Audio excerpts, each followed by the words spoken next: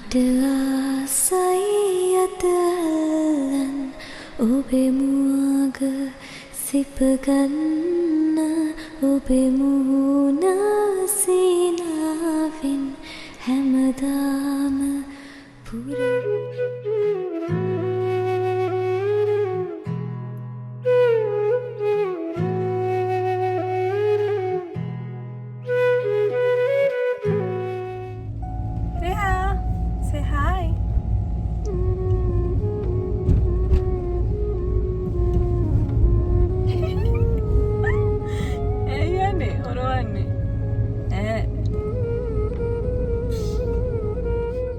අපේ දූ රිහා මැණික.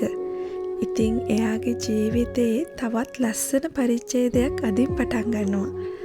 අද ඉඳන් එයා ලදරු පාසලට එහෙමත් නැත්නම් කින්ඩර්ගාටන් යනවා. කලින් ඉඳන් ගියපු පාසලටම උනත් අලුත් ඇඳුම්, අලුත් යාළුවෝ, අලුත් ගුරුවරු, අලුත් පන්තියක් අද එයාගේ ජීවිතයට අලුතින් එකතු වෙනවා.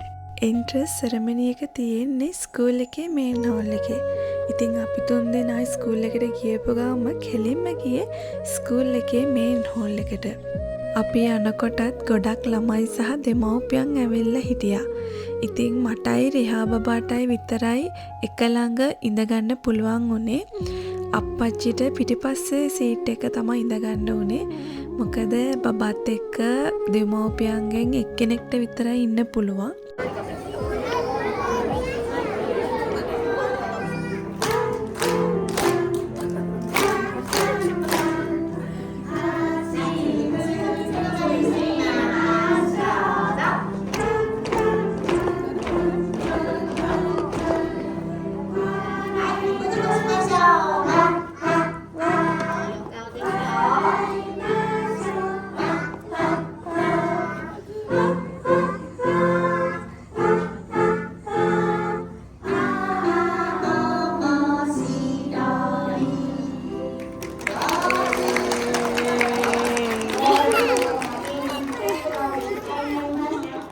ඒ විදිහට තමා ගුරුවරු මේ පුංචි පැටවට එක ස්කූල් එකට පිළිගත්තේ.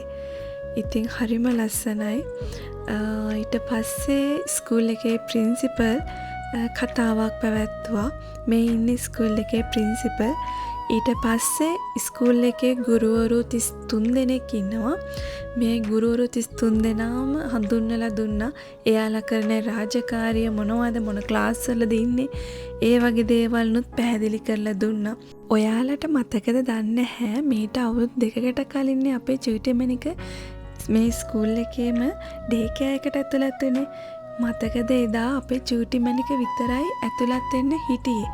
එක දරුවෙක් වෙනුවෙන් ලොකු උත්සවයක් මේ විදිහටම මේ ස්කූල් එකේ සංවිධානය කරලා තිබුණා. ඉතින් මට දැන් අද මතක් වුණෙත් ඒ දෙයමයි. මීට අවුරුදු 2කට කලින් මගේ දරුවා වෙනුවෙන් එක දරුවෙක් වෙනුවෙන් මේ විදිහටම උත්සවයක් තිබ්බා නේද කියලා. උත්සවයේ අවසානයේ ගුරුවරුත් එක්ක ළමයි ෆොටෝස් ගත්තා. ඒ වගේම තමයි දෙමව්පියන් එක්කත් ෆොටෝස් ගත්තා.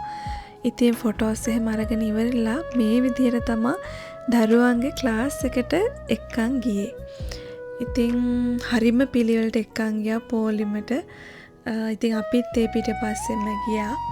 මේ තියෙන්නේ චූටි මැණිකගේ ක්ලාස් එක සහ චූටි මැණිකගේ ටේබල් එක. චූටි මැණිකගේ ක්ලාස් එකේ චූටි මැණිකත් එක්ක දරුවන් 18 දෙනෙක් ඉන්නවා. එක ගුරුවරියක් ඉන්නවා. සහයට තව ගුරුවරියක් ඉන්නවා.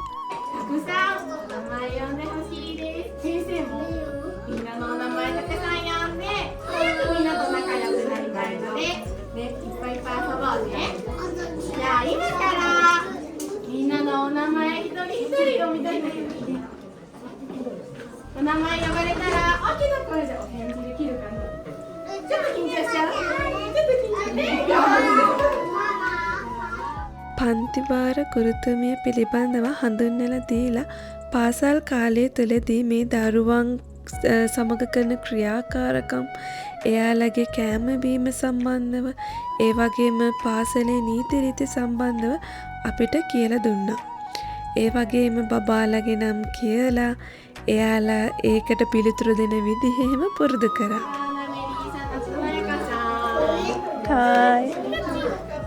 よろしくねりはちゃん。 ありがとう。 ねりはちゃん。